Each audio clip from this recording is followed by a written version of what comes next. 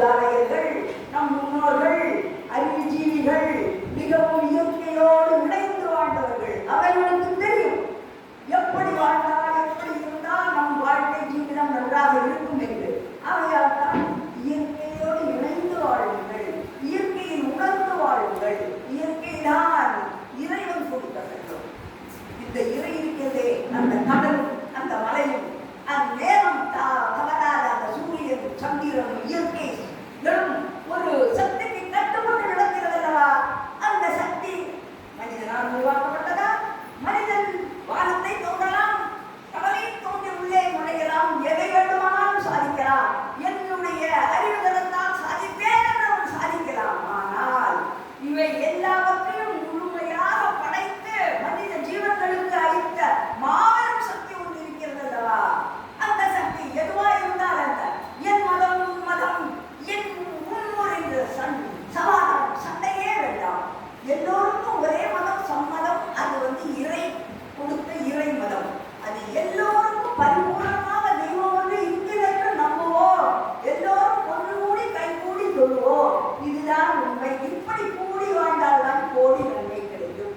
நாமும் நம் சமுதாயமும் வளரும் இளம் பிராய குழந்தைகளும் நன்றாக வளர வேண்டும் என்றால் நாம் நம் குழந்தையை மிகவும் மிகவும் கட்டுப்பாட்டோடு, கவனத்தோடு, மிகவும் அன்போடு வளர்க்க வேண்டும். நான் சொல்வதை நீ கற்றுதான் ஆக வேண்டும் என்று அவர்கள் பலவந்தப்படுத்தி நீ அவனுக்குள் அறிவை திணிக்க முயற்சித்தால் எதிர்வினைதான் நீ சந்திக்க வேண்டியிருக்கும். நீ படித்துதான் ஆக வேண்டும் என்று அவனை ஒரு மணி நேரம் நீங்கள் சட்டுப்படுத்தி உண்டாக்கியிருப்பீர்கள். அவன் அந்த படிக்க வேண்டிய புத்தகத்தை தலைமையாக திருப்பி வைத்துக் கொண்டு படிப்பதாக உட்கார்ந்து கொண்டே இருப்பான். நீ தூரத்தில் இருந்து பார்த்து கொண்டிருப்பீர்கள். ஆஹா, பையன் உட்கார்ந்து எதிர்க்காமல் படிக்கிறானே, நன்றாகத்தான் படிக்கிறான். அவன் கிட்டே அறிவே போய் பார்த்தால்தான் தெரியும் அவன் புத்தகத்தையே தலைமையாக வைத்துக் கொண்டிருக்கிறான். அவனுடைய கவனம் படிப்பிலே இல்லை. ஏனென்றால் உன்னுடைய கட்டளைக்கு, உன்னுடைய அடிக்கு உதைக்கு பயந்து அவன் அங்கே உட்கார்ந்து கொண்டிருக்கிறான். அதே அந்த குழந்தை மனம் லயித்து அந்த பாடத்தை சுவைத்து படித்திருந்தால், நீ உறக்கத்திலே கேட்டால் கூட கேட்ட கேள்விக்கு பதில் ஆன்மாவில் இருந்து வரும். ஏன்னா ஆன்மா லயித்து அவன் படிப்பதால் தான் அவனுக்கு அந்த நிலை. அதையால் தான் வளரும் குழந்தைகளுக்கும் சரி, பெரியவர்களுக்கும் சரி, எல்லோருக்கும் வேண்டுவது சமயம். நம்முடைய வள்ளல் பெருமான் இருந்த காலத்திலே மிகவும் மிகவும் அந்நியத்துக்கு கீழே அடிமைப்பட்டிருந்த காலம். சாப்பாட்டிற்கு ஒவ்வொரு இதற்கும் ஒவ்வொரு ஏழைகளும் மிகவும் கடுமையாக பசியாலும் இல்லாலும் பாடிக்கொண்டிருந்த காலம். ஆகையால் வள்ளல் பெருமான் மிகவும் நோன்பு போனார். நம்முடைய சமுதாயத்தில் இருக்கக்கூடியவர்கள் இவ்வளவு வறுமையை வாழ்கிறார்களே, இவர்கள் பசி இருக்கிறதே, இந்த பிடிதான் மிகத்திலேயே மிகவும் கொடிய பிடி. இந்த பிடி மனிதரை ஆட்டி படைக்கும் போது அவன் எந்த நிலைக்கும் தள்ளப்படுவான். ஒரு மனிதனுடைய மனம், அவருடைய மனித தன்மை பசி அவனை கொலை செய்யவும் தூண்டும், திருடவும் தூண்டும், அவனை என்ன வந்து நினைக்க முடியாத ஒரு கீழ்நிலைக்கும் தள்ளும்.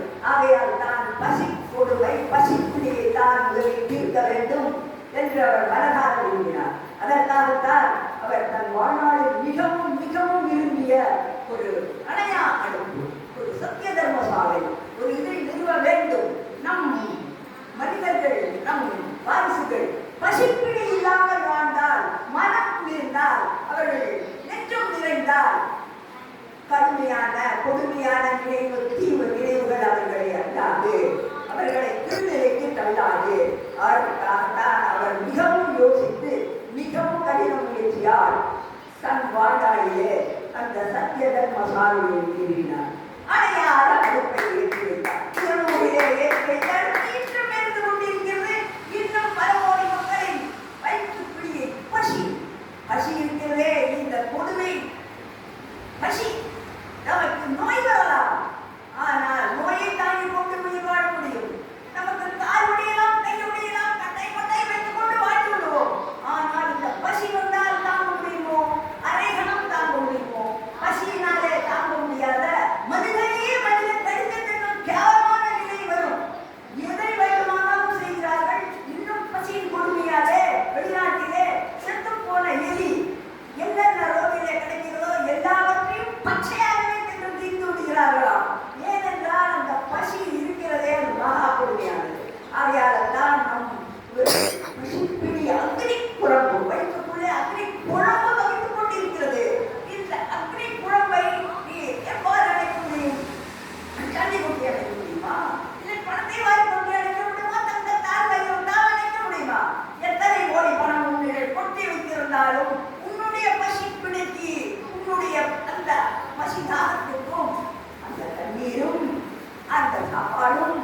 பின்னால் தான் உலகம் ஜீவிக்க முடியும்.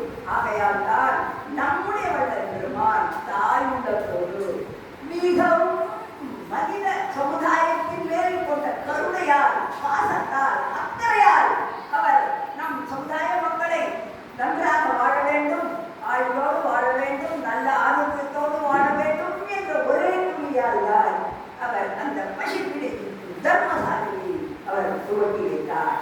அந்த தர்மசாலை நாம் நம்மால் முடிந்த வரைக்கும் ஒன்று கூடி அந்த தர்மசாலைக்கு சேவை செய்வோம். அந்த தர்மசாலையை தர்மத்தை காப்போம்.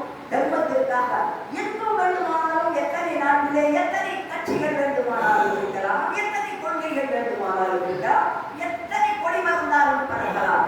ஆனால் ஒவ்வொரு நாட்டிலும் பறக்க வேண்டிய ஒரே கொடி பஞ்சம் இல்லை என்று சொல்லும் அன்னக்கொடி. அந்த தெய்வீக கொடி, அந்த அன்னக்கொடியானது உலகெங்கும் பறந்தால் பஞ்சம் இல்லை, பட்டினி இல்லை, துவேஷம் இல்லை, மற்றொருக்கு மேல் மற்றொருக்கு துரோக சிந்தனை இல்லை, எங்கும் பேரமைதி, எங்கும் பேரமைதி கிட்டும். ஆகையால் நாம் இன்றும் என்றும் நம் மனதிலே